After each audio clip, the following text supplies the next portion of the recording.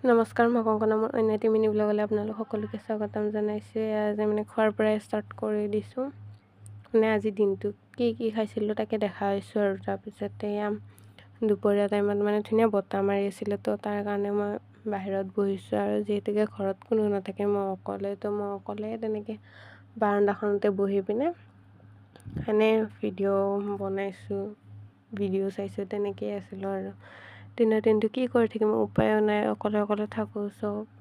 আৰু বিশেষকৈ ভিউটো ইমান ধুনীয়া লাগিছে মোৰ, মানে একপিনে ডাৱৰেদি পূৰা একদম আন্ধাৰ কৰি আছে, আৰু আমাৰ ইপিনে মানে পূৰা ৰ'দ দি আছে, আৰু ইমান ধুনীয়া বতাহ মাৰি আছে। তো মানে আকাশখন দেখিলে ইমান ধুনীয়া লাগিছিল আৰু চাবৰ কাৰণে। তো তাকে ভাবিলোঁ ভিডিঅ' কৰি পিনে থৈ দিওঁ, আপোনালোককো দেখাওঁ। তো তেনেকৈ আৰু কেনেকুৱা লাগিছে ভিডিঅ'বিলাক জনাবচোন, আৰু চেনেলটো ছাবস্ক্ৰাইব কৰি দিব।